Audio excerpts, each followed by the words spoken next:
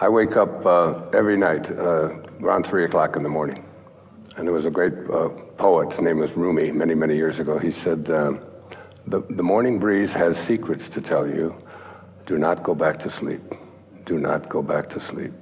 Do not go back to sleep. And I've written many of the books that I've written when I'm awakened, and there's something. What is it? What is it that awakens me? It's like I can almost tell you the exact time. It's like, because in a film I did years ago called The Shift,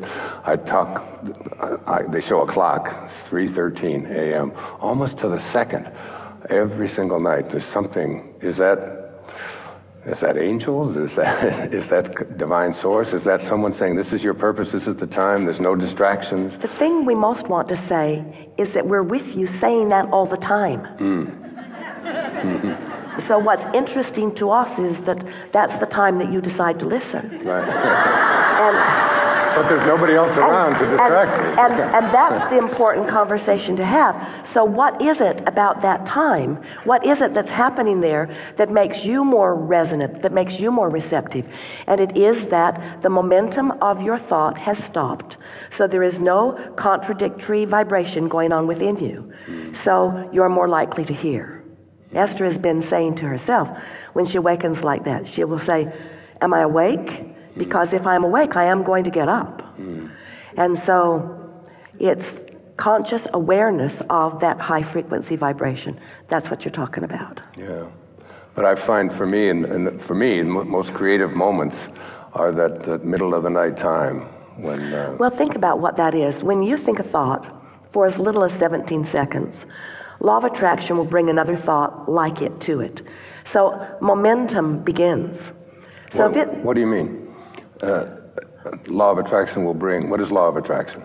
Let's say that you wake up in the morning and rather than finding that clear space that is potentially there for you to find, instead, as soon as you wake up, you remember the trouble that you had yesterday.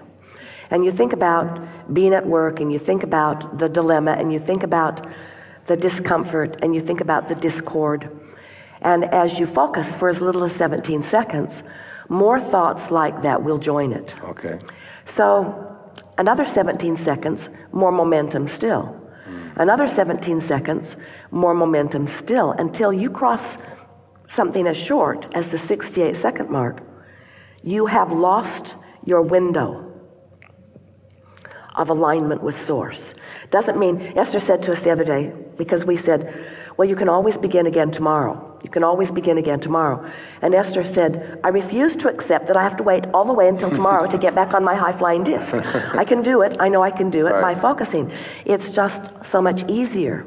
So we like to talk about law of attraction because it is the vibrational engine that manages everything. And we can't talk about law of attraction without talking about momentum, because there is a momentum in thought. And if you think a thought long enough, it becomes a strong habit of thought. It's what you call beliefs. A belief is just a thought you keep thinking. So sometimes you have beliefs that do not serve you. But when you first awaken, those beliefs are quiet enough that you can find a fresh one that comes from Source, that is about who you really are and what you really know. Is the reverse of that if you awaken and you have a very positive thought? That is, I'm going to heal myself. Well, that's a wonderful thing. Once you get that momentum going. But like the 17-second rule apply to that as well? It applies to everything. And the rule of thumb is when you acknowledge that law of attraction is, whether you like it or not, and you acknowledge that it is responding to the vibration that you are offering right now, and therefore momentum will get going. So if we were standing in your physical shoes, if the thought felt good, we'd think it. We'd think more about it. We'd talk about it. We'd write it down. We would discuss it with others. We would deliberately encourage that momentum. But if it's an uneasy thought, if it feels uncomfortable, then we would do our best to generalize it. The more specific you become in a thought, the more momentum. The more general you become in a thought, the slower the momentum. Esther remembers To keep listening to this audiobook, I've left you a link in the description so you can do it at no cost thanks to Audible's 30-day free trial.